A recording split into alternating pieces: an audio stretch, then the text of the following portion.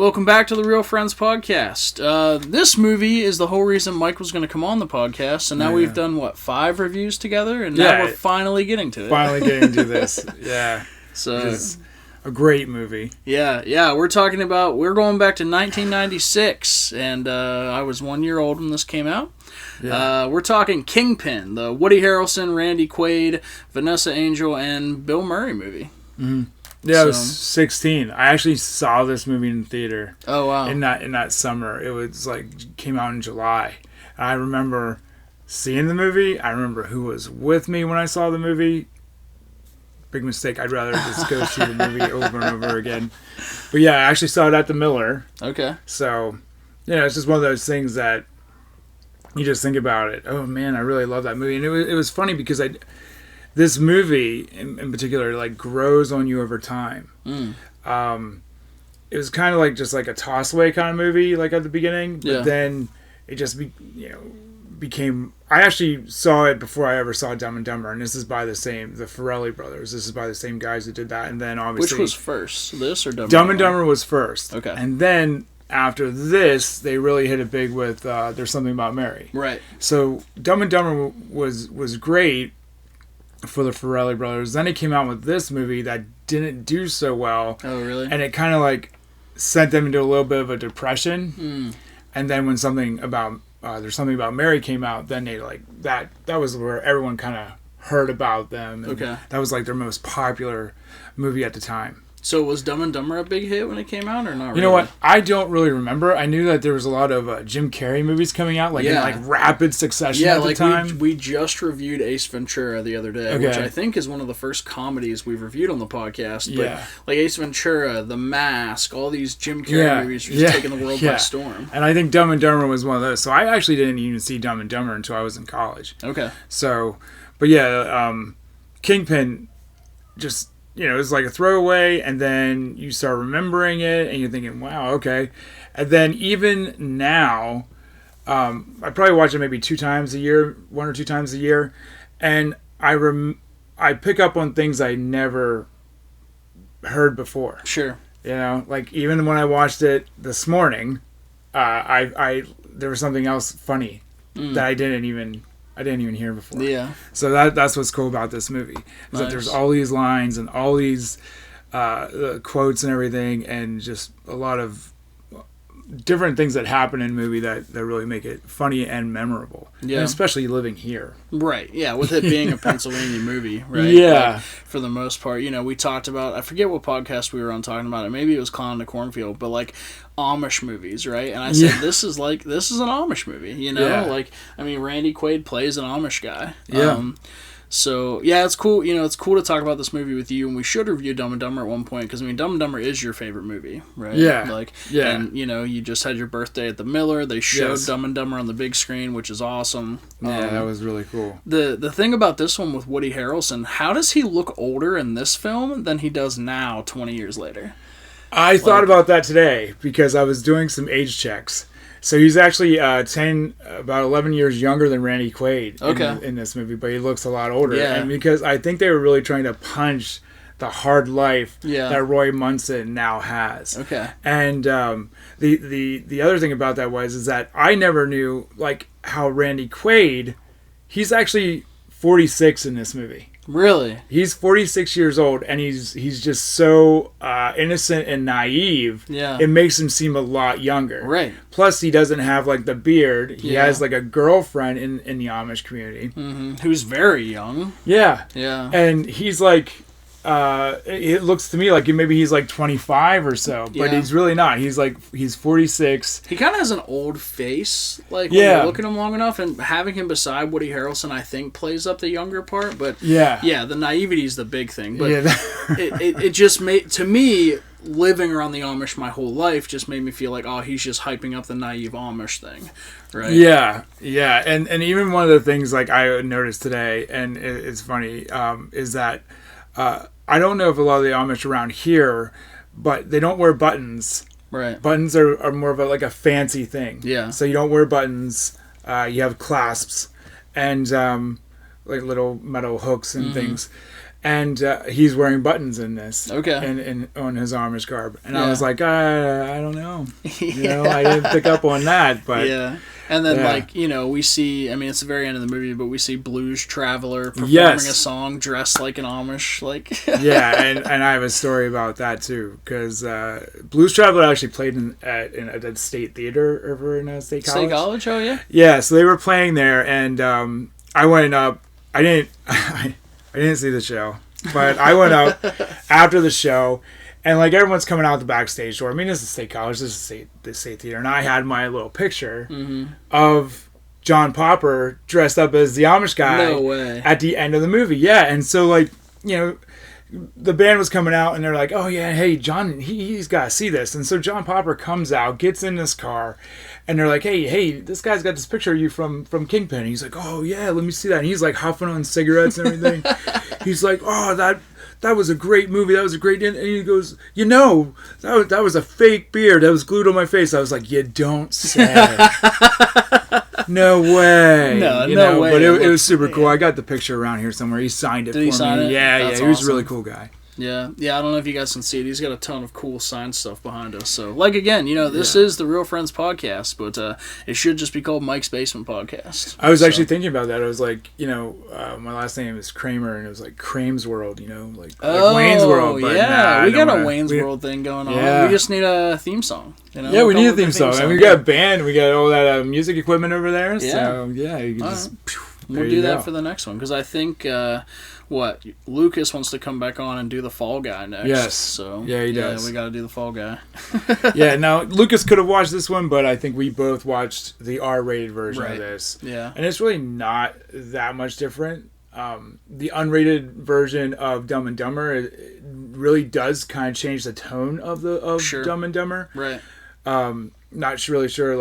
I'd want Lucas watching that, but it doesn't go for Kingpin. The R-rated version doesn't really add that much. There's just a lot of innuendos. Probably a bunch of stuff he wouldn't pick up on, right? Yeah. This is it's a pretty smart comedy for how kind of dumb it is. Like you saying you picking up on funny stuff, watching it a couple times. I've only seen it 1.5 times, right? Yeah. But just some of the jokes, I had to pause the movie. I was laughing so hard. This movie is hilarious to me, and I grew up on Dumb and Dumber and Adam Sandler. Yeah. So comedy is where I found my love for movies other than horror movies. I liked Kingpin a lot. So yeah, and this is I just saw F1 last night, and I couldn't help but think when I was watching it today, this is the F1 of bowling movies. Yeah, it is. That was going to be the next thing I said, right?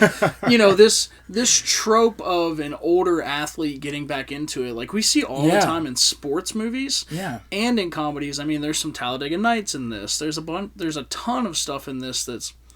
It's great. I mean, it's a great trope in movies to have, especially, sports are basically my entire life other than movies, to have an older athlete get back into the swing, and then, spoilers for later on for a movie that came out 20 years ago, Woody Harrelson's character Roy is this phenomenal bowler who has an incident that he can't bowl anymore, and then he's thrown back into the world because something happens to Randy Quaid's character. Yep. So, exactly. It's just like F1. It's just like F1. Yeah, it really is. Yeah, which F1's great. We did a review. Go watch it and go see the movie. So, yeah, let's talk Kingpin, man. To me, it started as such a wholesome family movie. Yeah, that's what I was thinking. Yeah, we meet Roy as a young kid. He's in Iowa. He's bowling with his dad. Yeah, it's one of those dads that he was probably a bowler, right? Never succeeded because he had to go to work. So he's promoting his son being good in this world, and we quickly find out how good he really is. Yeah, and then it jumps to his teenage years, right. He's winning I think it was the Odor Eaters contest. It was before that, right before that, the state championship. Yeah. He comes in and he grabs that guy's pizza, and the music is playing, and everyone just loves him, and he's just he's so famous in that world, and his dad's really proud of him, and gives him a watch, and it's just real sentimental. He's like, thing never worked for me. Just and if you need to sell it for a couple bucks, it's really it was like a lot of those scenes that you see in older 80s comedies where they're going off to college and all their friends are all gathered at the local diner, like the end of Clown in a Cornfield. Yeah. Yeah. Just done well. Yeah, yeah. And, so then his dad says goodbye, and then he heads off to fulfill his professional bowling career. Yeah. Goes to start that, and we immediately meet Bill Murray, which Bill Murray is not on the cover of this. He's not a hugely built guy in the movie. I did not realize. First of all, this seems like a weird role for Bill Murray, but not in a bad way. Right? Really?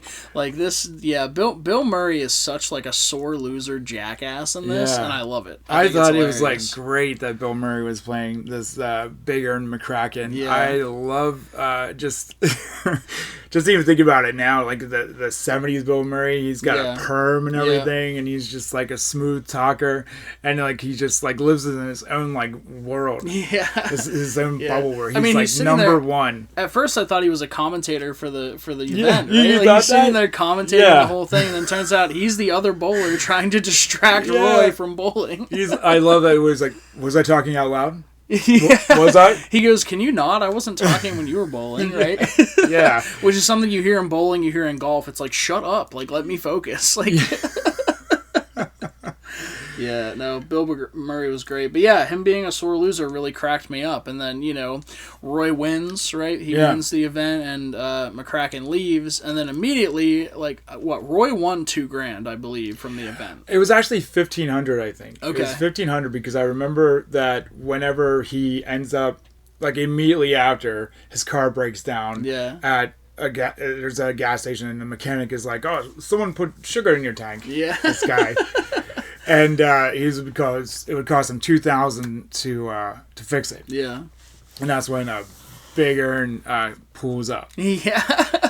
And even then, even just the subtle things, he tells off the mechanic to fill it up and everything, and he just ignores Roy. Tells him wash his right? He hits him with his door. Yeah. Yeah, and from watching movies, that McCracken is the one that did it. But it's funny how long it takes this movie to tell. It's the dramatic irony that we know that happened for sure, but Munson doesn't know. Yeah, he has no idea that that's who did it. Yeah, yeah. So then he knows he needs to earn more money because he only had $1,500 from the winnings. To get his car fixed, he needs $500 more. So they start talking about making extra money. Now this whole scene where they're talking about making extra money at the diner, that is really a lot of quotes here, and it just keeps on going. The one I heard last night or this morning was where he's drinking Tanqueray and Coke. Yeah, and he says, she's like, "You want another Tanqueray and Coke?" And he goes, "Yeah, and keep them coming. I got a long drive ahead." I'm like. Why did I not even... I've never picked up on that before. That was so good. It's the early 90s, man. They don't care. Yeah. Well, that was the 70s at that point, right? Oh, in this movie. And I didn't even, think about that. And, even, Roy Munson is making a loud mess. And then Big Earn says, why don't you go outside and eat that and then come back? Yeah. Yeah, that he's he tries to chat up the girl behind him, and he's like, "Hey," and the girl goes, "Hi." He goes, "Not you." Yeah. My buddy and I you talk about that all the time. If we go out or something, we're just like, "Hey, not you." Hey, So yeah, in order to make more money, right, they're gonna start trying to sandbag people. Yeah. At a bowling alley. Yeah, a scam. Yeah, pretending they're not as good, which we've seen in other movies like Pool and things like that. But I've never seen it bowling, but it was pretty funny. Yeah, because even then they start to scam that they're dictionary salesmen. Right. And Roy, Woody Harrelson's character, keeps dumping his beer in the flower pot. And they go for it, right? These guys, and the guy has a weird tick. I always thought that was funny about the bartender guy. He's like, I think we have a way to accommodate you. I'm like, what's wrong with this guy? Where did they get this guy? Yeah. But then they're playing against a priest. Yeah. Yeah, so Roy is playing against a priest, and he's doing terrible. And the priest is so funny to me, because he's like, gambling's my only vice. And then he smacks this girl in the ass. He's like, all right, 2 vices. Yeah. Right. Where did that girl come from, anyway? I don't even know. They need a waitress to work in there. Yeah. But, so he's not doing so hot. He has a like a, what do they call it? Like a 1-6-7. Yeah, right? Split. Yeah, 2 on the right, 1 on the left. Yeah. Right, and so they play it up. Bigger and plays it up. He goes, no, not for $100, not for $200. How much you got? $1,500. Yeah, you take that and you just, make that silly little spare. And, which I've done a little sandbagging with pool in college. Yeah, Ern made that way too obvious. Yeah. Way too obvious. He's like, no, he can get the split. We'll do every penny he has. The best part of that is when he says, yeah, you'll make it the day my hair falls out. Yeah. Well, come to find out then later on. Yeah.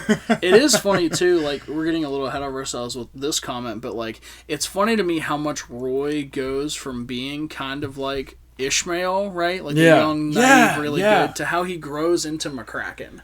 And becomes him. That's the whole movie, basically. Yeah, you know what? I never thought of that. See how there's so many different things? Yeah, I never thought about that. It's smart, yeah.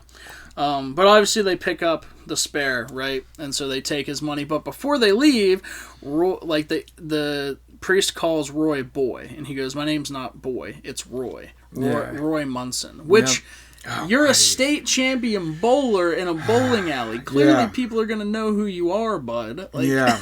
And should have just kept his mouth shut. Yeah. But then we wouldn't have the movie. Yeah, and then we wouldn't have the movie. Yeah, this is our inciting incident, right? This is what happens. So then, they get the money, they go out in the car, they're chatting a little bit, and then Roy sees a full bag or a half-empty bag of sugar in the back seat. It's just like... McCracken, he's like, Big Ern, where'd you get that sugar from? And I forget what Ern says. He says, it's from my morning coffee. Yeah. It's like, he's like, didn't I tell you? Call me Big Ern or Ernie. Yeah, trying to get it away. But then we get, with reviewing Ace Ventura the other day, it's basically the same scene, right? They pick up on what's happening and come out with a baseball bat and attack the car. Yeah, and that's a great thing too, because when I first saw it, I remember this vividly, and I think, oh man, they're gonna be in trouble now. What's gonna happen? And what do we do? It's like, what do we do? He says, sometimes a bowler just gotta face the music. Yeah. And that bowler is you, Roy. Yeah. And he peels off. Drives away. Yeah. Peels off. Yeah. And then this is brutal, man. They tell Roy they know who he is. For some reason, Roy's wearing his freaking bowling state champion ring, like an idiot, right? And they take him in. They put his hand right. I guess it's the ball retriever, is what that's called. Yeah, the ball return. Yeah. They put his hand right in the ball return. Oh my gosh. Yeah. And so that's that part of the movie. Yeah. And then it fast forwards, I think, 20 years. Yeah. To present day. To present day of 1995. Right. Or 1996. Yeah. Right? And we see run down, dilapidated, apartment building. Yeah. In Scranton. Yeah. It's actually, they filmed that in Pittsburgh. But yeah. Did they really? Yeah, they filmed that in Pittsburgh. Okay. But yeah, it's Scranton. And... we see him coming out. He wakes up. Yeah. And you see that now he has a hook. Yeah. Where his hand was, and when he gets up and he's leaving, but even then when he leaves, there's these two guys sitting outside of the apartment, and he says the one how's life? Yeah. And the guy's taking forever. Yeah. I thought. That's funny. Yeah, because that's a pretty simple thing outside apartment complex. It's just two dudes sitting and just commenting on everything. Yeah. And then we meet the landlord, right? And we find out that, hey, just like Jim Carrey and Ace Ventura, doesn't have any money, can't pay his rent, right? And the landlord's up his butt about it. Yeah. And we find out that Roy is now a down-and-out traveling... I wrote this whole thing out. Down-and-out traveling bowling alley supply salesman. Yeah, I even back then I don't think that was very lucrative. I don't think so. Yeah, especially not now. But even the landlord, okay, so the landlord is played by Lynn Shay. Yeah, and she was also in Dumb and Dumber. Right. So the Forellis have a way of just bringing people back. Yeah, makes you feel like they're almost in the same world a little bit. Right, because then she goes on to play. I think her name's Magda, the really tan lady, and there's something about Mary. Sure. So. You have that. A little bit like Kevin Smith, right? Keep bringing the same people back, put them in my movies. Exactly. Yeah. Exactly. And yeah, while he's at this bowling alley trying to sell things the guy clearly doesn't want and has told him for a long time he doesn't want, he hears like a bowling strike. We look back and there's an Amish dude, which we can tell is Amish. Roy doesn't immediately because he's from Iowa, right? Like has no idea. But yeah, this guy Ishmael, and he, tries to talk to him about bowling. Like he goes. He gives him some tips, and the guy's like, "You can tell I do that just from seeing me bowl one strike." And he's like, "Oh, I didn't even see it. I just heard it." Yeah. Like. Yeah, he's good. He's a professional. Yeah. He can hear things. He knows exactly where his feet were, where the ball was going. Yeah. I mean, Roy Munson, he was a professional. Yeah, and we kind of get callbacks to that with Roy, right? When Roy's bowling later, he doesn't even look. He just turns and listens, and he's like, "Yep, I got it. I got the strike." Yeah. So, but yeah, then the owner of the bowling alley tells Roy, he's like, "Yeah, you're not going to get him to do anything for you because he lives out." I don't even remember where it was. They called it Brimfield. Okay. He's like, he's from out in Brimfield. He goes, "So? Brimfield's an Amish community." He's Amish? He's Amish? Nothing gets past you. Yeah. See, I just remember all that. Yeah. Yeah. And then, so Roy tries to chase him down, tries to convince him he could be a champion bowler if Roy managed him. The guy's like, "Yeah, I'm just not interested." And it's like, why would a bowler need a manager? Yeah. And he gives him all these reasons on his rubber fingers. Yeah. Don't you need a friend? Yeah. Don't you need a friend? Someone that's never, ever gonna, let you down. Yeah. And then the guy's like, "I'm just not interested." And he goes, "I hope you rot in hell, you loser." He's like, you guys don't deserve cars. It's so good. And then he goes back home, right? He's going back home, and he goes to get a coffee, and they don't have any of the freebie milks. Yeah, anymore. no. So this freebie milk scene, this part is only in the R-rated. Okay. I don't know why they took it out, but because it's not like raunchy or anything. Yeah, it's not really. raunchy or anything, but the whole thing, like so this part, the trick 20. Yeah. The baby scene is still in the theatrical. Which might be the funniest part of the movie to me, honestly. Yeah. The baby scene's still in the theatrical, but the stealing of the baby's milk, that's all connected to that the R-rated addition, Yeah. So he doesn't buy the milk, right? He does like you said, like a fake 20. So you got change for a 20 and like picks it up and it's Monopoly money, Yeah, and the funny thing, I never put it together. I mean, it took me a while, but he spills coffee on the baby. Yeah. I didn't even I just noticed it because you're distracted by he's Gucci gooing the baby with his hook hand. Kind of being nice, like he helps the stroller up onto the curb. It's like, oh, maybe Roy's still a nice guy. Nope, immediately spills coffee on the baby, and then he's like, oh. Yeah, and then like the lady with the baby walks away, and he takes the baby's milk bottle and pours it into his coffee. Yeah. Yeah, so I guess he likes a little breast milk, which that's an Amish thing too, having breast milk in your baked goods and coffee. So what are you talking about? Is that new? Yeah, well, people around here have gotten arrested for that. Yeah, swear to God. No way. Yeah. Are you serious? Swear to God, Amish people, like little stands, have gotten arrested for using breast milk in their desserts. Yeah. Wow, I'm really freaked out right now. I'm married to a food inspector, dude. Oh my gosh. Oh my gosh. Yeah. That is so weird. I mean, they're not doing that now, are they? I mean... They're still doing that? Probably like little roadside stands are, so I would stick to like Shady Maple and places like that are regulated, but yeah. Yeah, wow. Yeah, no. Why would they do that though? Why can't they just use like cow's milk? Well, because they probably only have bulls. Just like this movie. Yeah. But yeah, so then we see like a Mr. Deeds scene, right? With a dude who's there like trying to rob the landlord, and Roy stops him. Roy dumps his whole thing of coffee on him. Yeah, what do you sissy need a purse? And... Yeah. Yeah, and then so because he helped save her, which was his plan all along, she's like, you know what, you're good for the rent, don't worry about it, get it to me when you can. Then he goes in his apartment and the robber's in there and he's like, dude. He's like, here's your $50. He goes, no, it's 100 now because you dumped coffee on me. Yeah, because it was hot. But he like kind of like, I don't know if he lives there or they're just friends or something like that, because then he's like, oh, I gotta use your bathroom, give me something to read. And he's like, here's the shampoo. I read that already. And then he says, you got the new Mentadent. I'm like, Mentadent? Man, that's a little callback. Like... It was like this like pump toothpaste. It was like kind of like a square thing that had white on one side and blue on the other. Okay. And when you pushed it down, like the blue-white came out. That's what Mentadent was. It was fancy toothpaste. Yeah.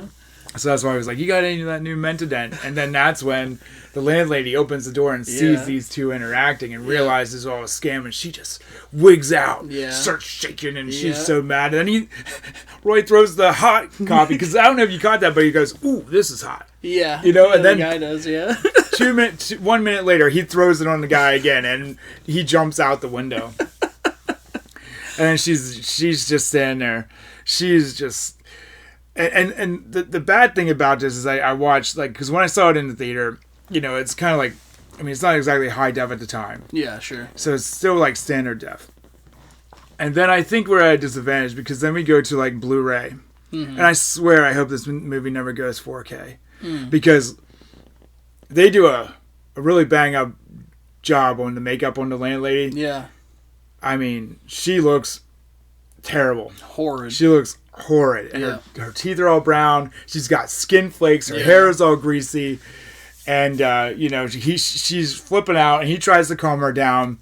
And he says something about, you know, is there anything I can do? Yeah, it becomes a porno for a second, right? Like, it becomes like is there anything I can do? And she's like, well...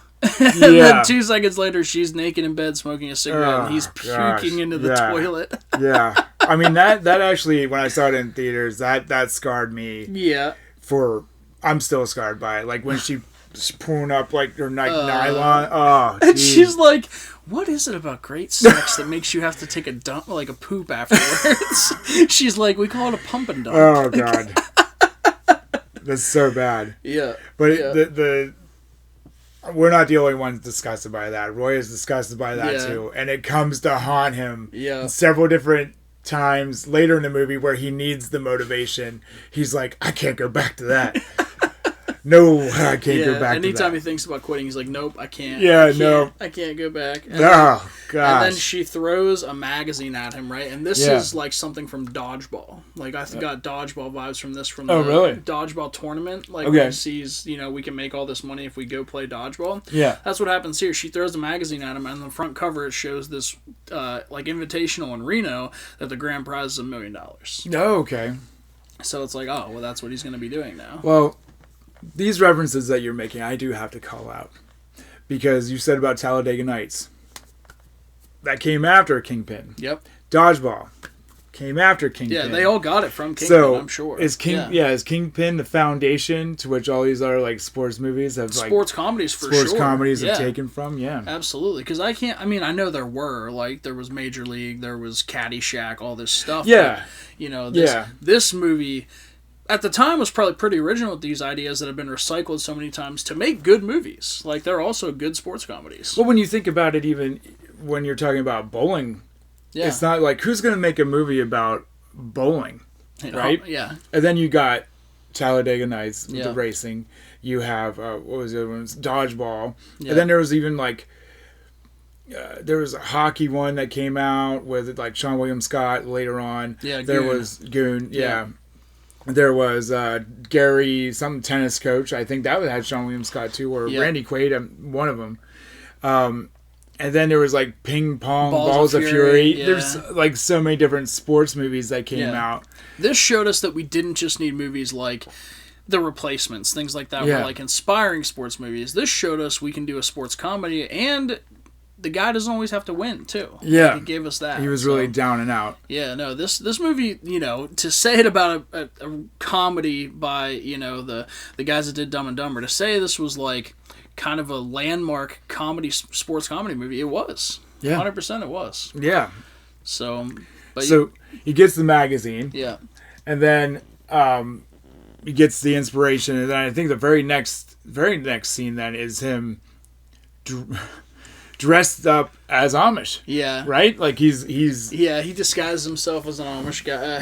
Brother Hezekiah. Brother Hezekiah Munson. Ohio. From Ohio. Which, I don't know how much you know about, like, Amish culture and stuff, but like with being in Pennsylvania Amish are so different from Ohio Amish. Okay, yeah. Like very different. So it's funny that they make reference to that. They're like, we don't know how you do it in Ohio, but in Pennsylvania, you know, like, Yeah, because there are like the different like sects of Amish too, like the brown hats, the black hats. There's like, also like Hutterite communities, you know, Mennonite communities, and then like there's also a section of Mennonite that I've noticed in Lancaster that they wear like plaid with like fedora hats, and they ride scooters. Yeah, and it's like.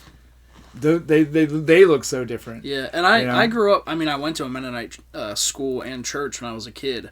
But you know, there's so many different sects of Mennonite because it's just more traditional, like Christians, right? Like the school has now changed its name to Juniata Christian School instead of Mennonite School to be more inclusive. But it's basically the same thing. Well, Belleville Mennonite is changing their name too. Yeah, to like Belleville Christian. Which we used to kick their butt in soccer. So I always remember Belleville Mennonite for sure. Well, I'm glad.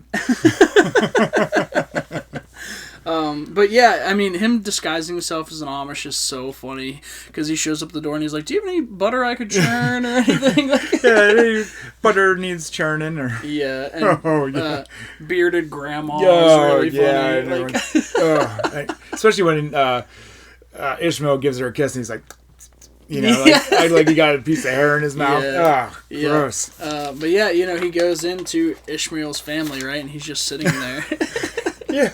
And he's like eating a biscuit before anyone's supposed to be eating, and the younger boy gets scolded for it, and he starts spitting his... You know you have to wait for your brother to get back from the fields, you know? He starts spitting the biscuit out, and like then a dog gets a hold of his rubber hand, and he hits him, he ends up like pulls it and hits himself with it. Yeah.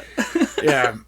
And then, Ishmael takes him outside and, like, confronts him. And he's like, well, I had to see you. I had to do all these things, right? Like, trying to talk to him. And then, so the next day they're going to a barn raising. And the funniest line in the entire movie, and I know people have seen the image of this, is, like, Roy's walking back with this bucket of, we think is milk, right? Yeah. And he goes, I took the liberty of milking your cow for you, before we leave. And the dad goes, we don't have a cow. We have a bull, as Roy's drinking the milk. And he goes, well, I wrote in here, while he's drinking the fluid. Yeah. And Roy's like, I'm going to go brush my teeth. Yeah. There's all those references, like, even there. And I wanted to just go back a second, like, still at the meal. Yeah. He says, he's speaking like, an Irish guy. He's speaking like a leprechaun. Yeah. And he's like... Kind of looks like one, too. And they say, oh, well, you know what happened to your hand? He goes, oh, nasty cheese grating accident when I was a boy.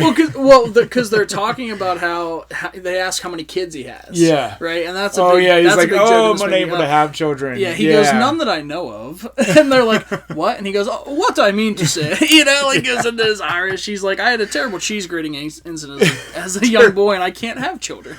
Oh my gosh. Yeah, and like so back like with the bull thing, and then it goes like he's saying, you know, you got all this talent and everything, and he says, I'm talking about you know, it's round and it's got 3 holes in it. Oh my God! Yeah, he's talking about how his brother's a great carpenter, right? Yeah. Ishmael's talking about how his brother was blessed as a carpenter, and Roy's like, you've been blessed too. He's like, and I'll give you a hint. It's round. It has 3 holes, and you stick your fingers in it. And Ishmael goes, you leave Rebecca out of this. Yeah. Come on, man. Yeah, I forgot that. So before that's when the barn raising happens. Yeah. And then they ring the dinner bell and Roy just walks away. Yeah. And at the house, the barn starts falling on everybody. Yeah, because they're doing all 4, like, a legit barn raising. They did well. Like, you know, they have, you know, they usually bring like 1,000 guys, right? It's a whole event. They put a barn up in an afternoon, and they're all putting their sides up. And he hears the dinner bell, pulls his stick away, and walks away. And that's when the brothers makes a comment, like I said earlier, like, I don't know how we do it in Ohio, but here we don't run to the dinner bell when we're lifting a 2,000-pound wall. Yeah, and that's when he says the line that comes back later. He goes, "Well, you know what the Bible says about not forgiving people. Why don't you tell us what it says, Brother Hezekiah?" Oh, it's against it. It's against it. Yeah. And then, so there's a lot of funny stuff that happens right in here. Because, immediately after, it's not a funny part, but, like, after the Rebecca comment, the dad comes and takes Ishmael outside, and he's like, we're not doing well, like, you're going to foreclose on the land, we need $500,000. And while they're doing this, they had told Hezekiah to take the shoes off the horse. Yeah, right. While Ishmael's outside, and he comes out holding all the hooves of the horse. I know. He's like, it took a while, and in the background, I don't know if you notice it, you can hear the horse freaking out. The horse is in pain. There's feathers flying everywhere from a chicken. It's bad. Yeah, don't they at one point they show the horse is now like lower? It's a miniature. It's like it was the biggest horse they had. It was a huge Clydesdale basically, and then a lot later it's now a miniature horse. You can hardly see it over the gate. It's like he just cut its legs off. Yeah. Yeah. And then one thing about this movie, the tagline should have been, what is that called when they show a bunch of clips, like not a compilation montage. This should have been like montage of the movie, because there's so many montages that happen. Like this montage is him training Ishmael, because Ishmael convinces his dad he can leave to go make money to save the land. So he's teaching him how to bowl better. Right. And he tries, like I said, he was becoming Big Ern, like he's trying to teach Ishmael how to sandbag. And, and Ishmael's like, he's the greatest dictionary salesman around. The guy's like, oh, well, if you're a dictionary salesman, you should know how to talk, right? And he's like, yes. And he's like, so how's this hustle work again? He goes, I haven't heard this one in a while. Now that guy, that guy gets to say the greatest line in Dumb and Dumber. That the bartender, so that actor was in Dumb and Dumber, and he's the one who says, "Kick his ass, Seabass." Oh, really? Yeah, that's the same one. It's the same guy. And there's a Seabass character like in this movie too. There is, and that we'll meet. Yeah, whenever the third person joins the crew. But so this actually takes us to that though, right? Because now that bartender gives them, if they want a straight money game, gives them an address, and they got to go there. And they try to swindle those guys, and then he's like, I don't know if we should play for money. And the guy's like, no, we're playing, and it's $1,000 a game. So, we meet our girl, Claudia, Miss Claudia, Vanessa Angel. We meet her, and I didn't. So that was the point I stopped watching the first time, was right when they got there. So I didn't realize she was the big part of the movie going forward. I thought she was just a girlfriend of a dude. Oh, she's on the cover. I didn't even notice. Oh, okay. Well, back in the day, she was pretty famous because I think she played like the robot they made. Like the woman they make on Weird Science, like the sitcom. Oh, okay. So there's a sitcom, Weird Science, and they made a woman, obviously, and she was that.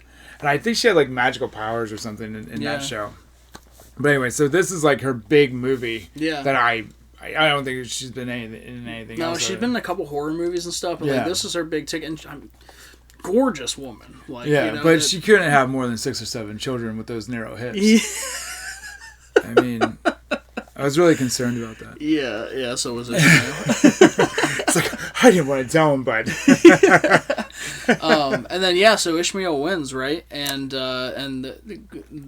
Claudia, like, makes a joke, and he takes her in the other room, and he hits her.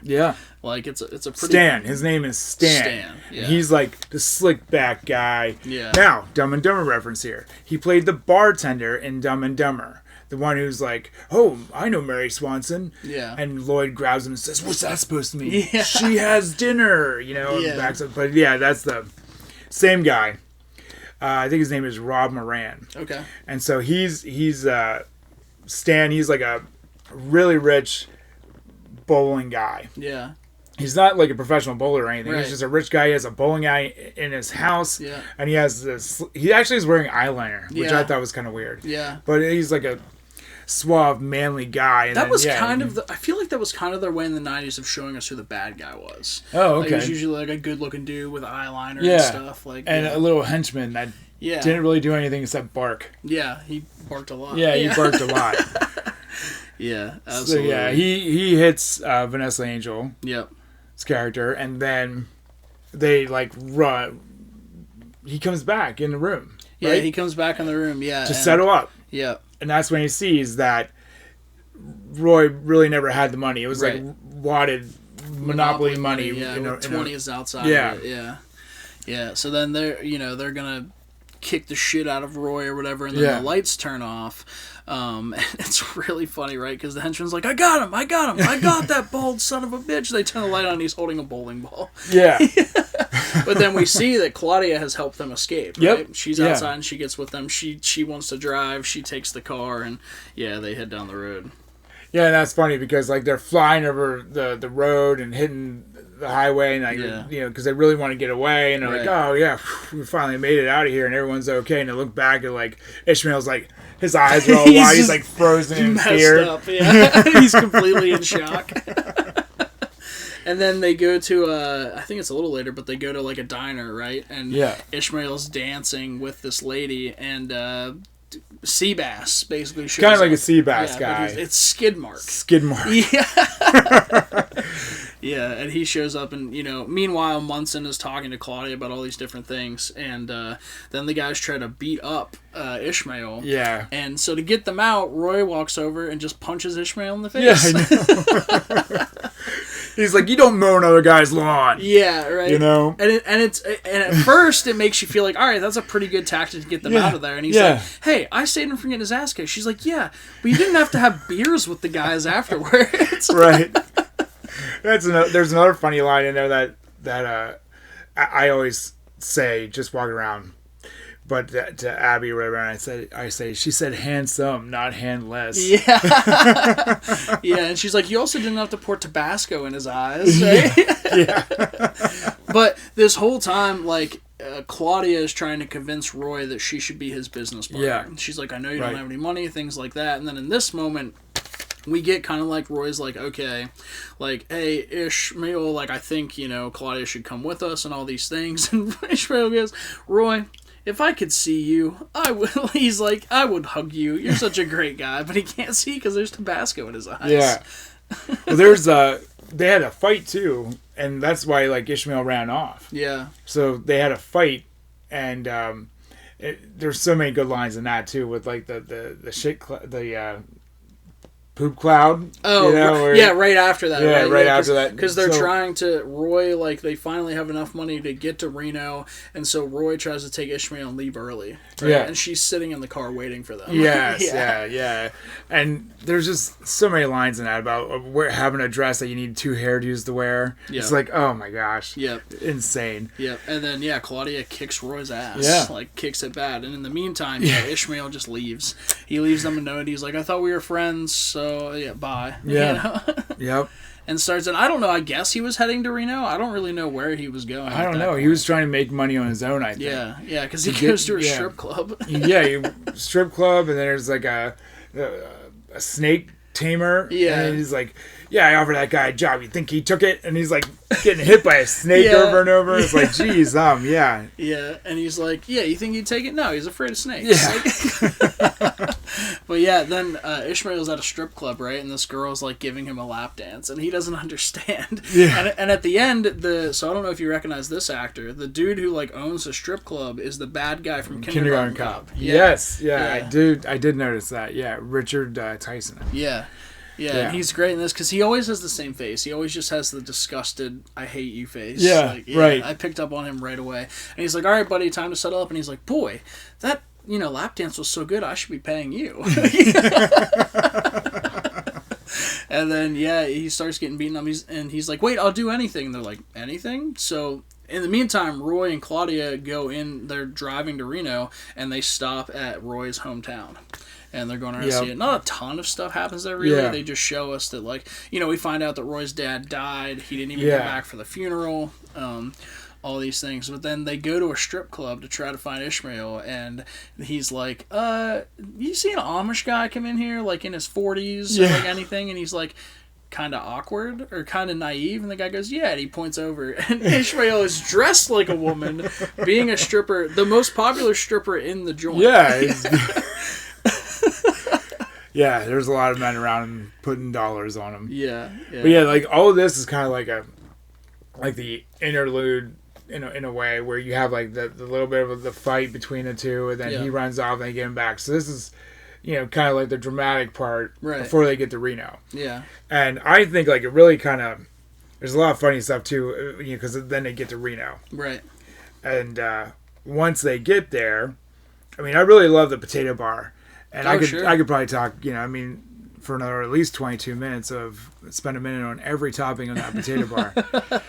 But I think they're actually at the potato bar, and Big Earn comes back because he's there for the Reno tournament as well. Yep. And yeah, he's made out as like this fantastic dude who does everything so well. Yeah. He's still a piece of crap.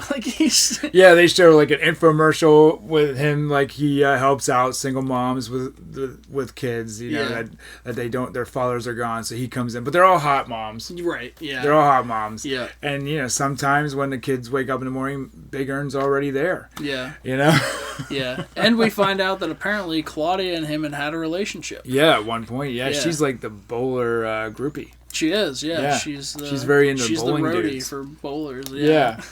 Yeah, so they had a thing, and that makes Roy upset about that. And during this, so this is what happens is like Big Earn kind of taunts Roy. Yeah.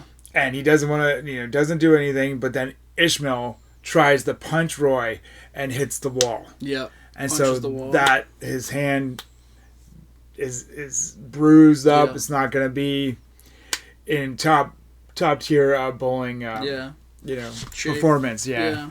So they kind of, and this probably wasn't something like they thought about, it's probably just what they were, but Roy and Ishmael kind of complete each other now, right? Because Ishmael doesn't have a left hand that works, and Roy doesn't have a right hand that works. Ah, yeah, so I didn't think about that. Two sides of the person working. Yeah.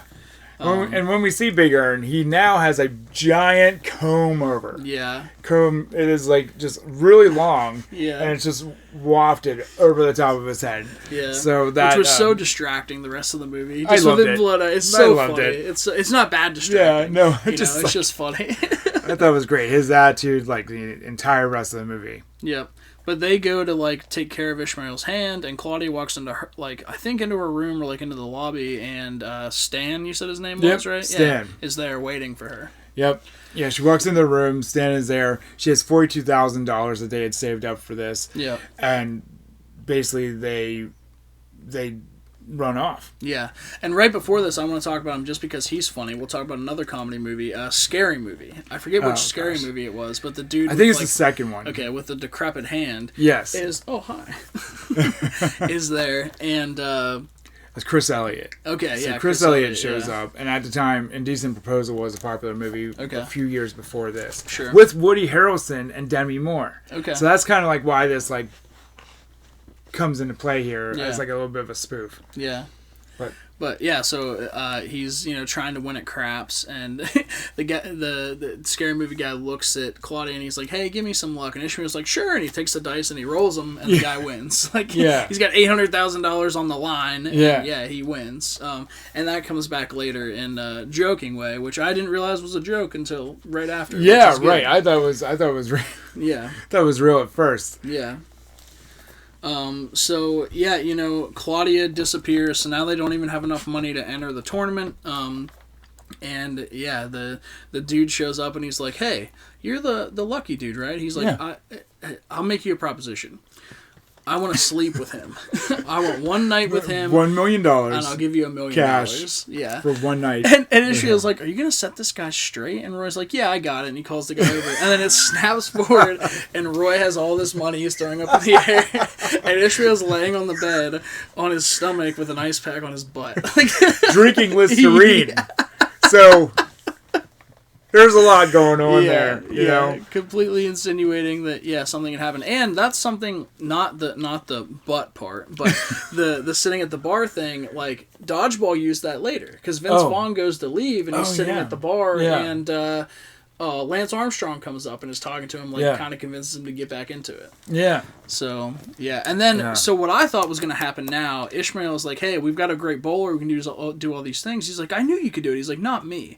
I thought they were going to hire McCracken to be their bowler." Oh, which would have been terrible. How could you? Which would have been awful, but I didn't. I can't believe you even thought of that. And then I was like, okay, maybe Roy's going to bowl left-handed. No, he bowls with the hook. I did think that first. Yeah. But yeah.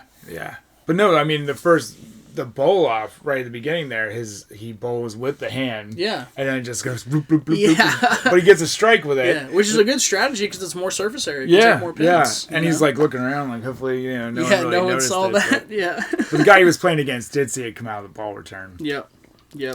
And then, we get another montage of all of the bowling. And we see my boy, Chris Berman, Boomer. They had ESPN do an introduction into it, which he's in another one, The Longest Yard, He's in a bunch of these sports comedies. And John Popper, so Blues Traveler, again, he was the announcer. Yeah. And then they had the band Urge Overkill. Yeah. Was like the band, and they actually did the anthem. Yeah, they did the anthem. But I even like the music in this movie. Oh, yeah, it's the music great. is really good, too. And I don't know, have you ever watched the entire way through the credits?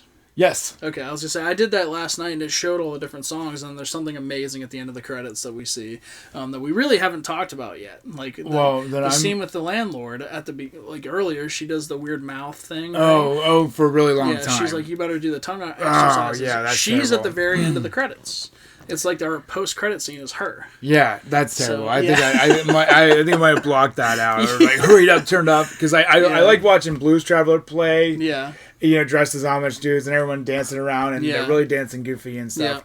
Yeah. And I like seeing it, but I think I probably get that off there. Yeah. I want to see that lady again. Is there much about the bowling montage you want to talk about, or? No. It's just they play. I think it's a Tom Petty song. Yeah.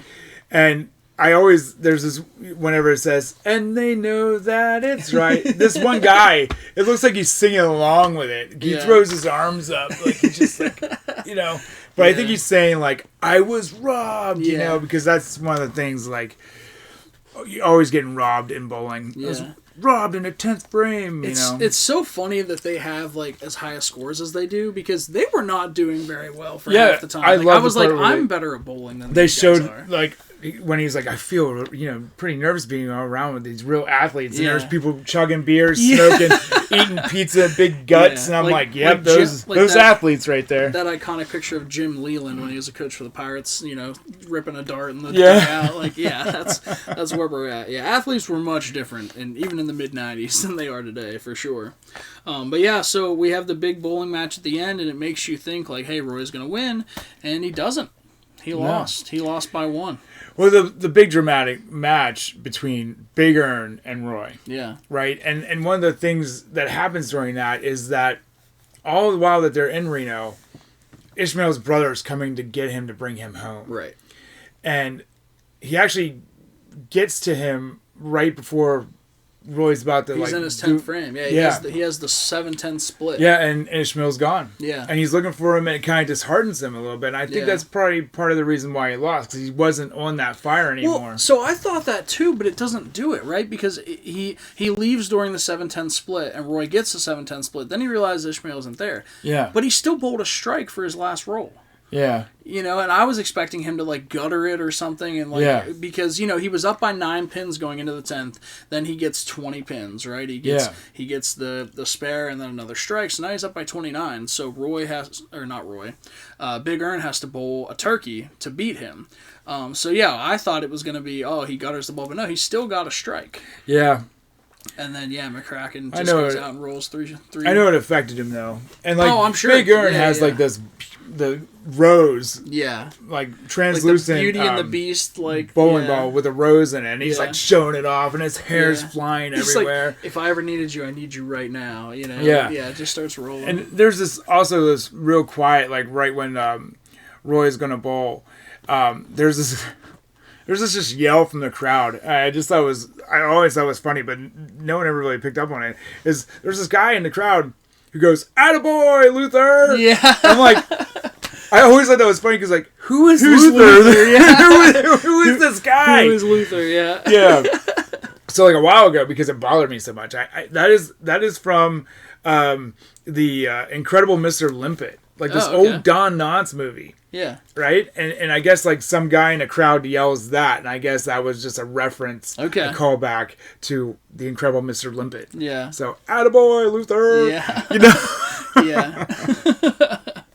But yeah, so like we said, I mean, Munson loses by 1. He's still sitting there later when the guy gives him his hand back.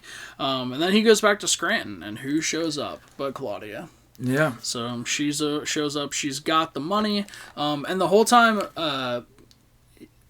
Roy's bowling, they're calling him Rubber Man. Yeah. Right? So she shows up. She's like, "Hey, I've got 80,000. Right? Like we can split it 3 ways." Yeah, she doubled the money. So they had to 42,000. She doubled it 84,000 by betting. Stan bet against him. Yeah. Mm-hmm. Yep. And so he's like, "Well, we don't really need that." He shows her a check for $500,000, and he's like, "Yeah, I got to deal with Trojan." Yeah, he just has to make a few appearances at he colleges. He has to give a speech and an orientation for a college. Yeah. But he goes, "This $500,000 is only being split 1 way," and she looks at him like, "Great, you're gonna keep all the money for yourself." And no, they go back to the Amish community. In the meantime, Ishmael and his brother are just showing up, but they walk in, and Claudia and Munson are already there. And they're not acting Amish. They are just in their normal themselves. English clothes. Yeah. And there's this whole thing about Ishmael asks his dad, he's like, did Munson tell you everything? He's like, "Oh yeah, he told me about the drinking and the gambling and the women and the whoring. Yeah. And then he told me how you helped him stop all those things." He's like, "And he saved the farm." So 500. But yeah, they keep referring to Claudia. Yeah, you helped Claudia end the whoring. Right? Yeah, right. And it's so funny because then they have the scene where they're leaving and they're driving away, and the Amish people are like, "Bye, Brother Munson. Bye, whore." Yeah. And I think it's funny we didn't even talk about this, but Munson actually his name is Roy Munson, but ever since the hand accident, Munson has became a verb. Yeah. For whenever something bad happens to you. Yeah. Like a Munson in the middle of nowhere. Yeah. It's like I don't want to be Munson, you know. And it's just what'd you say? Like up the creek without a paddle, Munson. Yeah. And then, like we talked about with Blues Traveler, right? Then we get the scene with Blues Traveler playing the music, and they're all like, the Amish don't dance. Like that's a Mennonite thing too. Like at my Mennonite school, we never had dances because we weren't allowed to dance. Yeah, right? Like we were at a Mennonite wedding in January, and there was no dancing or anything. And they actually asked you, do not applaud. Right. Like do not clink glasses. Yep. Nothing. Nothing. No. There was a lot of singing. Yeah, it's more of a legal contract, It's like a church service that but they were dancing in this. Yeah, they were. Because they eventually started. Yeah, because that song is a good one. How. Yeah, and you can't not dance that Blues Traveler song. That's a good song. Yeah, but then after the credits, we see the landlord doing the same thing. Then she starts laughing. It's like a blooper. Like most of these movies would show you bloopers. This didn't, except the very end. So that was in the rear view. Yeah. Because that was one of the things, like the flashback. Because he looks in the rear view and sees her there. Yeah. And then when Ishmael's holding up a sign that says "Go Roy," it sees her face. Has her face. Yeah. Nasty. I feel bad for that woman who plays her. Yeah. But they did a really good job with the makeup. Phenomenal. Yeah. Phenomenal. She looks like she could have been in a horror movie. So she is in a horror movie. She's in these ones, Insidious movies. Okay. She's in all the Insidious movies. Okay. Lynn Shay. She's actually Bob Shay's sister, and he's the one who ran New Line Cinema. Okay. When New Line Cinema actually released, I think but they definitely released Dumb and Dumber because the iconic film cell coming into it says New Line Cinema, and that also is at the beginning of Nightmare on Elm Street as well. Nice. But that's how they're related.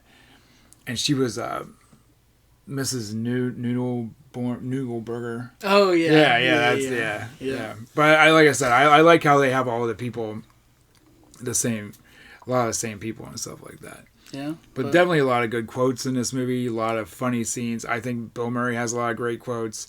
I think everyone has a lot of great quotes in this movie. Yeah, and if I had seen this as a kid instead of Dumb and Dumber, this would be the movie I quote probably. But I mean, both of them are just, they're so good. It's like when Ishmael gets a tattoo, he just sees this little tattoo and goes, well, that's it. Yeah, I'm done. I can't go home now. Yeah, I've sinned. I've sinned. Yeah. And he's you see he turns around to show Roy. Yeah. And on the back, he's got this big, huge boob woman all over his back. It's a great movie. Yeah, it's good. So, I mean, You know, other than, I mean, final thoughts and stuff, like, it's probably tough to ask you this question because it is your favorite movie, but out of 10, what would you give Kingpin? No, I'm going to give it a strike. I'm going to give it a 10. Yeah, there you go. Yeah, there you go. Bowling reference, giving it a strike. Yeah. It's hard for me to ever put a comedy above, like, an 8, but... Yeah. It's like the strongest 8. Okay. Do you do decimals or you just the whole number? No, just straight. Okay. Yeah, just straight. Yeah. If I was, it'd be like an 8.9. You know. See, I really think that 8.9. No, that's good. But I think one of the things that I think that comes into my number, and one of the things I think I'm going to start thinking about a lot more often, because we don't have a lot of time in this world. Okay. You know, Alex, we don't have a lot of time in this world. Right. And so do you want to spend time watching crap a second time?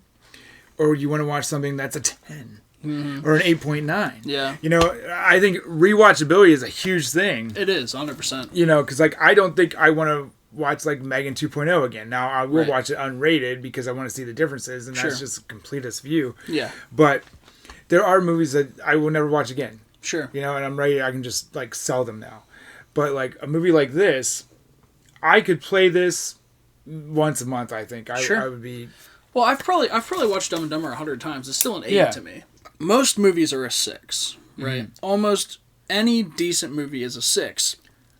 That's not really average, right? Below 6 is an average. But there's so many 6s that I would watch 100 times compared to a movie that was a 10 that I'm never going to watch again.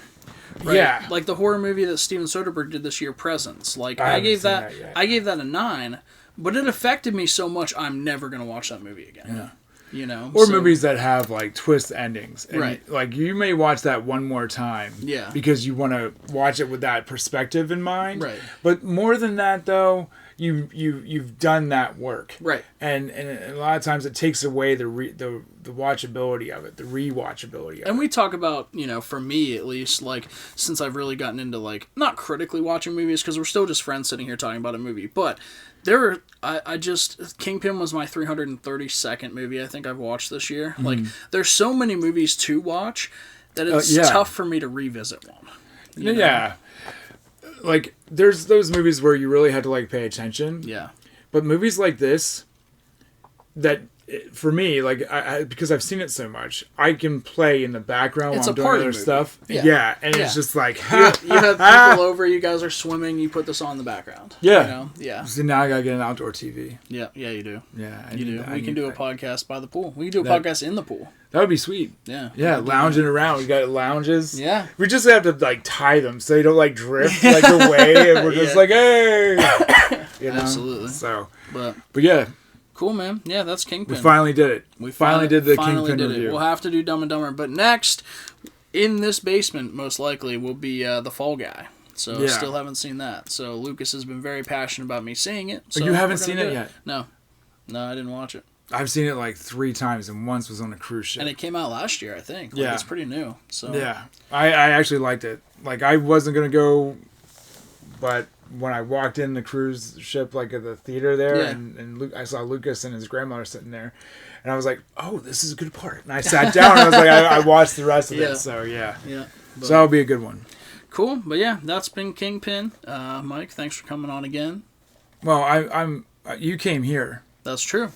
It's Real Friends podcast. In the basement. Mike's World, Mike's Basement podcast. Yeah, that's been Kingpin. This has been the Real Friends podcast, and we'll see you next time.